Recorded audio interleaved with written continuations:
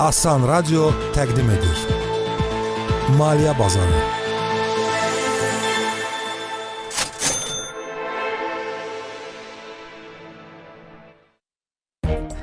Axşamınız xeyir olsun. Asan FM-də Maliyyə Bazarı başlayır və bu bazarı açan mən Renara və mən Venera olacağıq. Pul haqqında asan dildə danışırıq. Yaxın bir saatda əminəm ki, hamıya maraqlı olacaq mövzumuz, bütün suallarımıza cavab verəcək qonağımız və bir dinləyicimizə 100 manat qazandıracaq müsabiqəmiz var.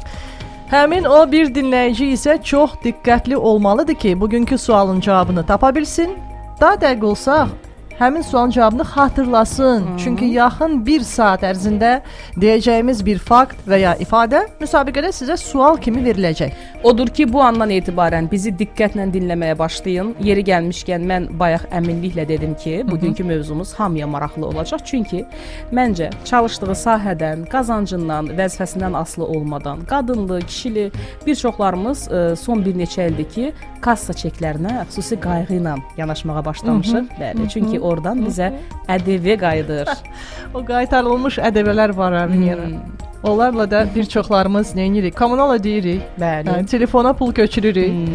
Yəni o çeki sonradan skan edib ƏDV-ni gözləmək o alış-veriş prosesimizi daha həyəcanlı edib sanki. Bəli.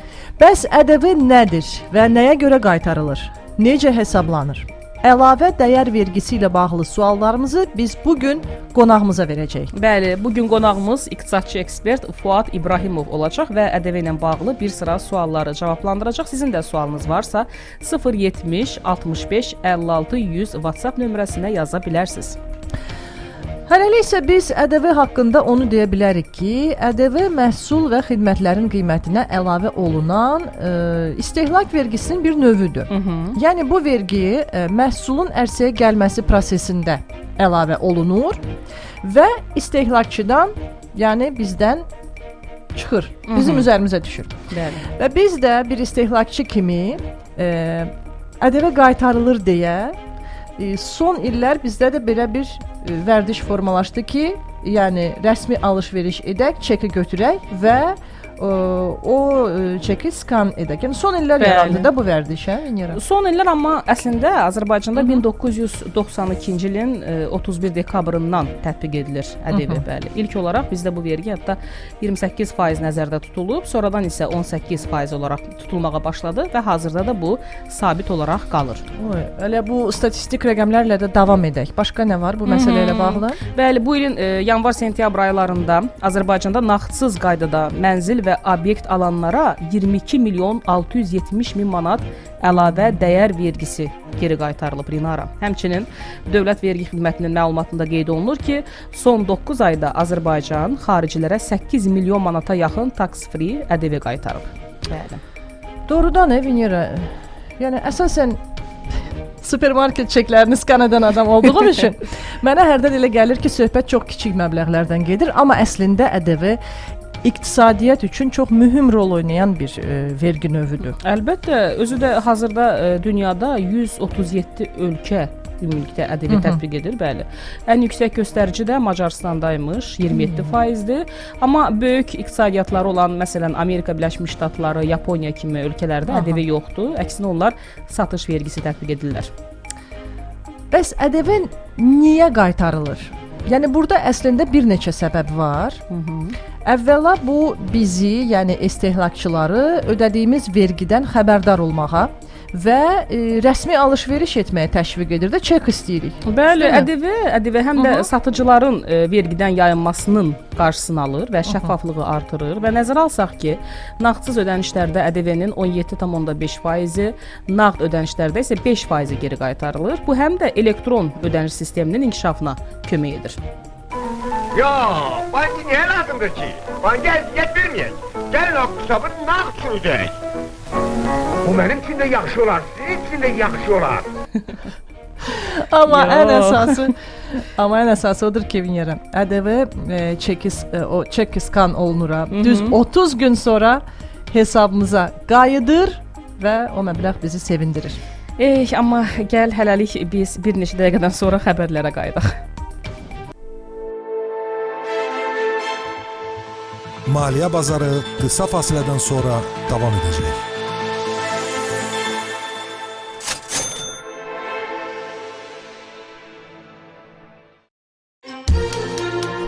Mədaxil xəbər.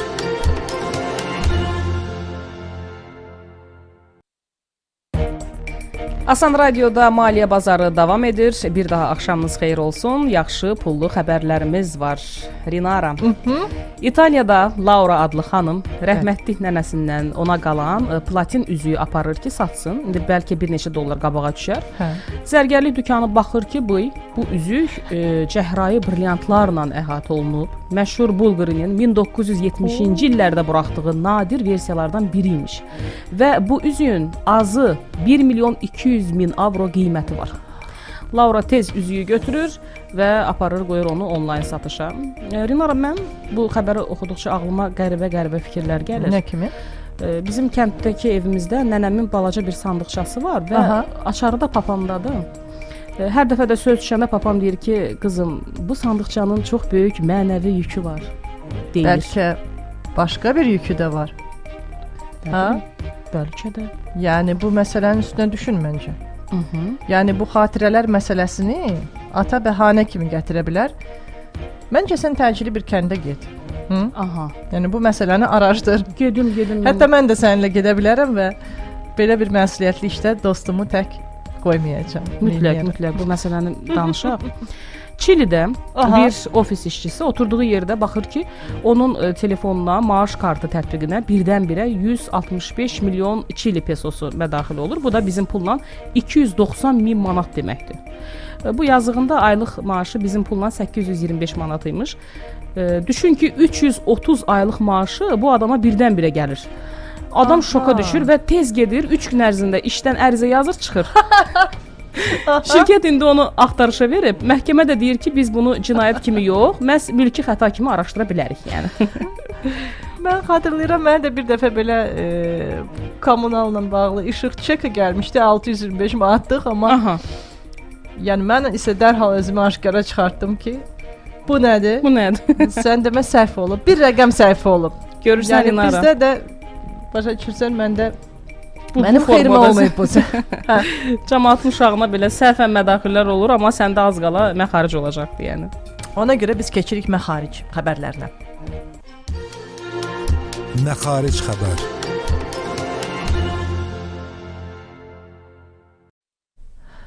Portuqaliyalı ulduz futbolçu Cristiano Ronaldo əməlli başlı xərcə salan futbolçudur. Belə ki, o Bloomberg'in milyarderlər indeksinə daxil edilən ilk futbolçu olub.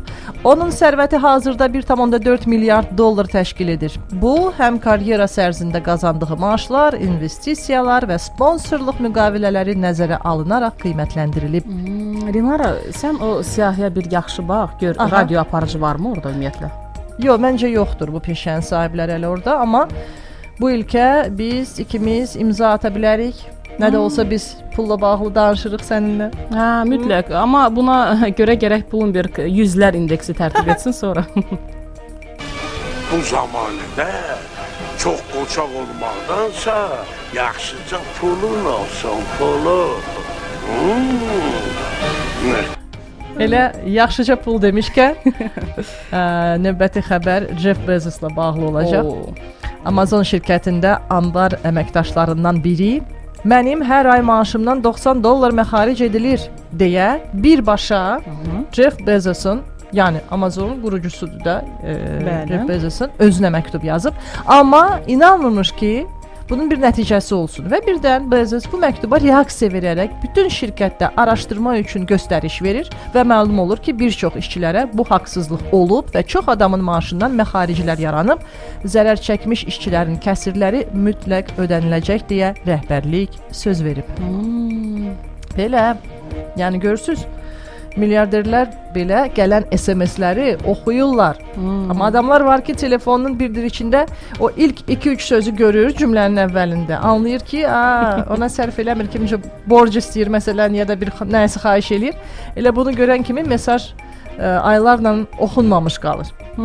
Rinara, yeri gəlmişkən sən WhatsApp-da deyəsən göy xətti bağlamısan, hə? Maliyyə bazarı davam edir. Qısa fasiləyə ayrılırıq. Ardınca qonağımız olacaq. Ədəbi haqqında yaxşı suallarımız var. Bizimlə qalın.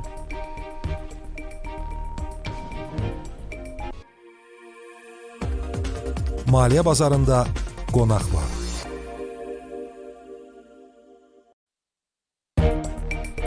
Bir daha hər vaxtınız xeyir olsun. Asan Radioda Maliyyə Bazarı efirdədir. Bu gün biz əlavə dəyər vergisindən danışırıq. Studiyamızın qonağı isə iqtisadçı ekspert Fuad İbrahimovdur. Xoş gəlmisiniz Fuad bəy. Xoş gününüz olsun. Biz verilişimizin əvvəlində dinləyicilərimizə ümumi məlumat verdik. Yəni ƏDV nədir, necə formalaşır, amma daha dəqiq məlumatı biz sizdən eşitmək istəyərdik. Təşəkkür edirəm. Dinləyiciləri də salamlayaq. Sağ olun. Günləri uğurlu olsun. Ümumiyyətlə bu ƏDV deyiləndə əlavə dəyər vergisi, bilirsiniz ki, hər bir ölkənin yəni iqtisadiyyatının formalaşması onun vergisindən asılıdır. Sözü gedən əlavə dəyər vergisi də tək Azərbaycanda deyil, yəni dünyanın demək olar əksər ölkələrində əlavə dəyər vergisi deyilən bir anlam var və bu vergidən o ölkənin də belə deyək, vətəndaşları belə deyək, işte vergi ödəyicisi kimi bu vergini ödəyirlər. Bununla yanaşı onu qeyd edeyim ki, iqtisadi cəhətdən inkişaf etmiş ölkələr arasında, məsəl üçün Amerika Birləşmiş Ştatları və Yaponiyada əlavə dəyər vergisi kimi getmir bu.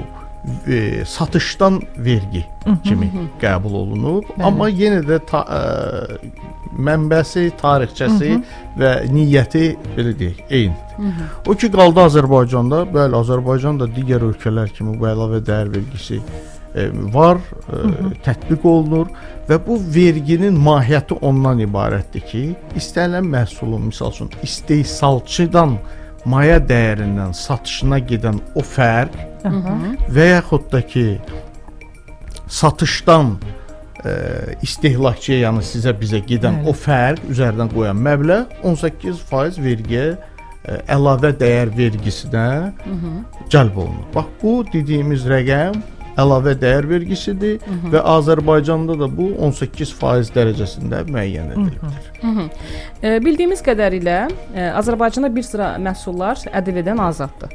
Ümumi danışsaq, söhbət hansı məhsullardan gedir? Gəlin mən sizə deyim də.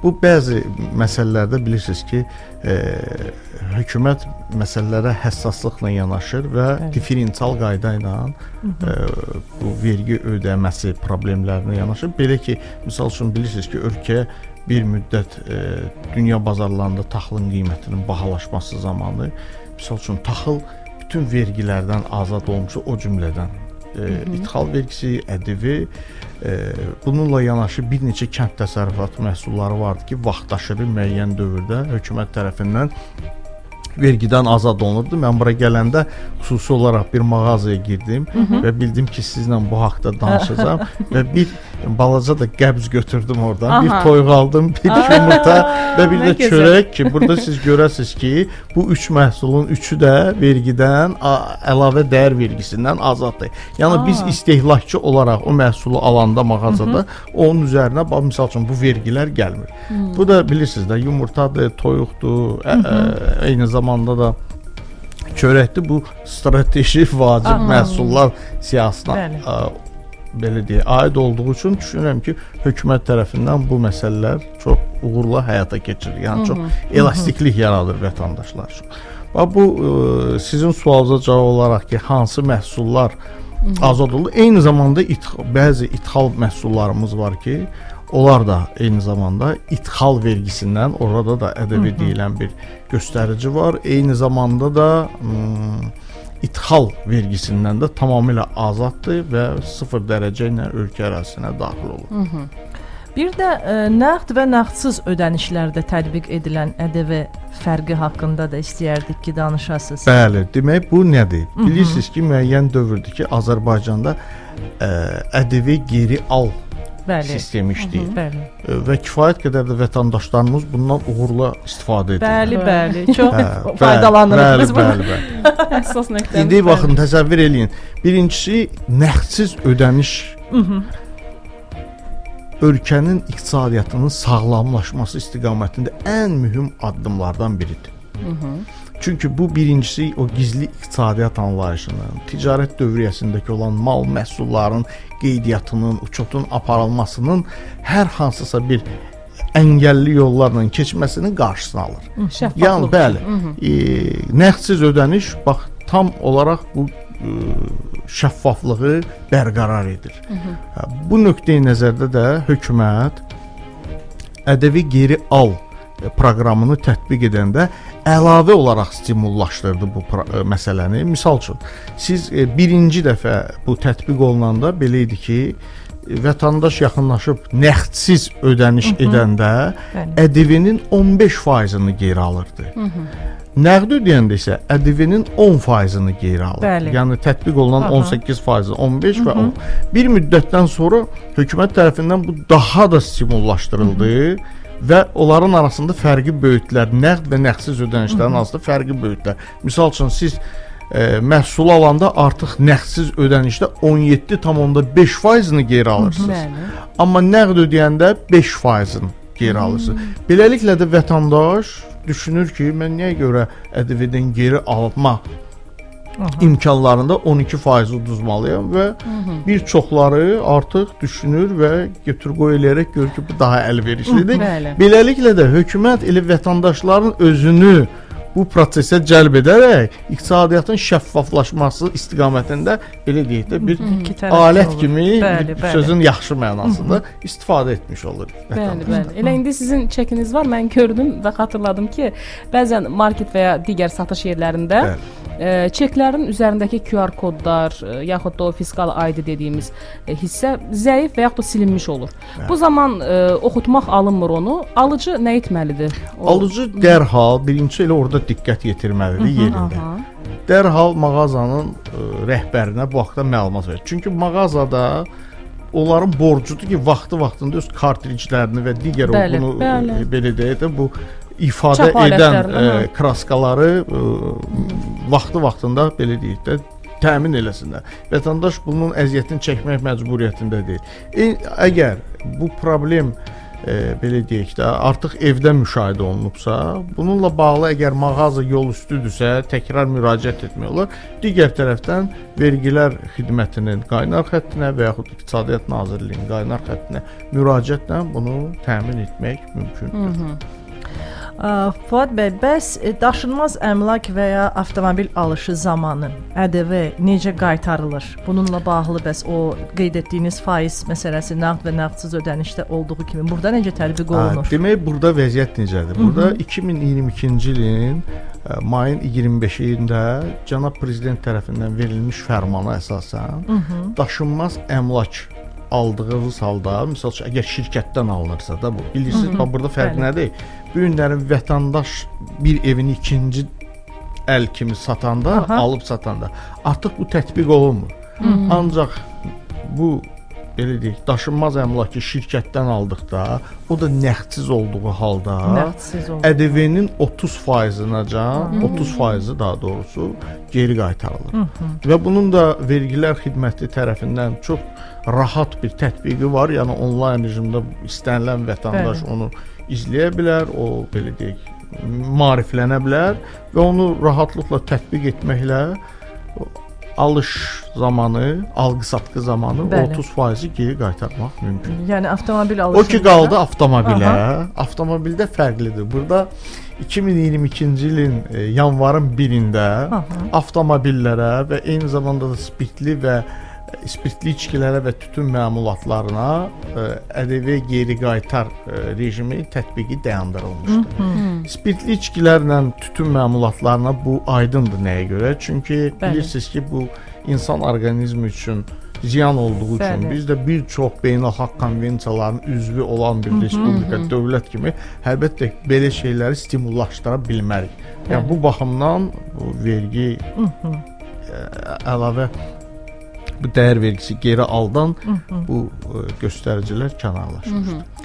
Fuad bəy, mən indi mobil tətbiqində baxıram, mənim 7 manatım gözləmədədir və belə bir sual vermək istəyirəm ki, ümumiyyətlə gələcəkdə elə bir mexanizm mümkündürmü ki, vurulan ƏDV dərhal məbləğə çevrilsin, yoxsa? Baxın, burada nə məsələ var da, Əslində burada 2 mərhələli məqama toxunacağam. Birincisi, orada 30 gün vaxt götürülür. Bəli. Düzdürmü? Bəli. 30 gün vaxt burada nəyə görə götürülür? Çünki istehlakçı hüquqlarımız var da biz 14 gün ərzində müəyyən qaytara məhsulları bilərik. geri qaytara bilərik. Düzdürmü?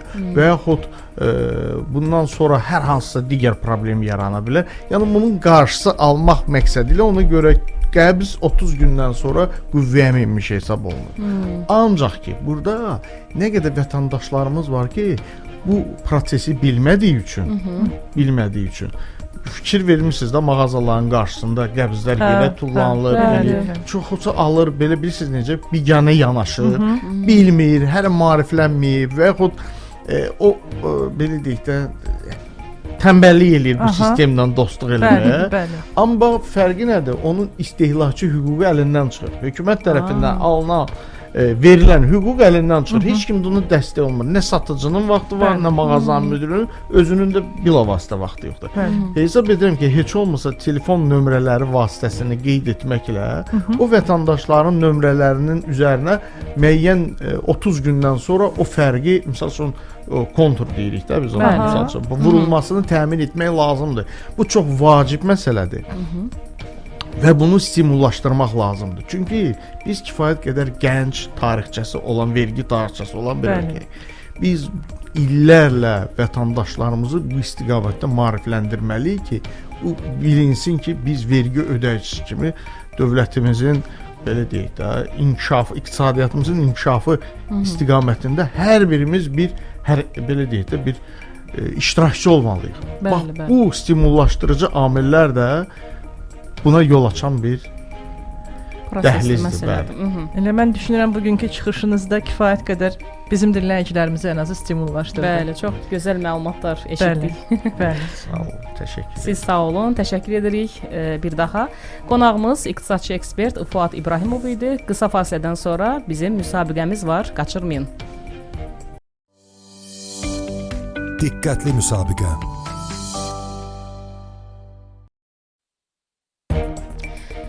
Hörmətli Maliyyə Bazarı dinləyiciləri, sizə bir WhatsApp nömrəsi deyəcəm. Mütləq şəkildə onu qeyd edin, çünki müsabiqəmiz var. 070 65 56 100 müsabiqə sizə 100 manat qazandıracaq. Sualı isə Rinara təqdim edir. Bayaq elə mən qeyd etdim ki, maliyyə məlumatlarını və iqtisadi xəbərləri təqdim edən Bloomberg'in milyarderlər indeksinə ilk dəfə olaraq bir futbolçu düşüb. Həmin futbolçunun adı və soyadı nədir? Hər ikisini yazırsınız ha. Ad və soyad 070 65 56 100 WhatsApp nömrəmizə gözləyirik. Diqqətli müsabiqə.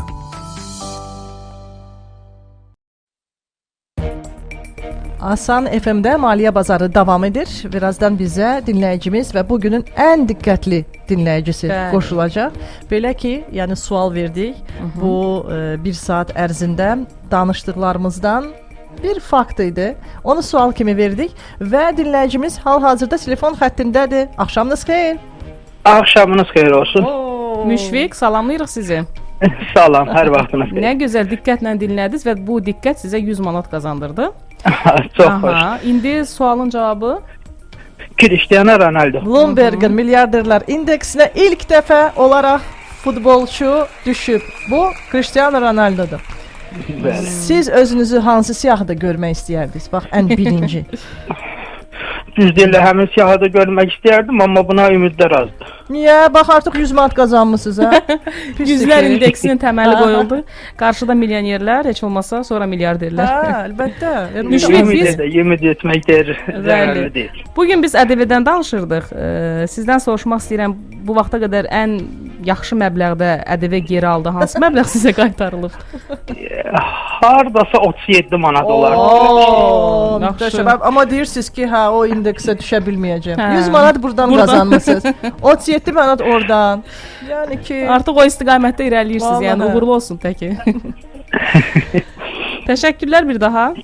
Sağ olun, siz sağ olun. Xoş oldu. Çox sağ olun. Bizə də. Sağ olun. 1000 manat bəsli, 1000 də artır. Axı bunun bir ambarda toy xərci var. Belə, bugünkü mövzumuz da yəni yenə də nə mövzu olsa da pulla bağlıdır. Yəni gələn həftəki mövzumuz da pulla bağlı olacaq. Bəli. Amma pul haqqında nə danışırıqsa bunu asan dildə etməyə çalışırıq. Belə, maliyyə bazarı verilişinin daha bir buraxılışının sonuna gəldik. Sağ olun, hələlik.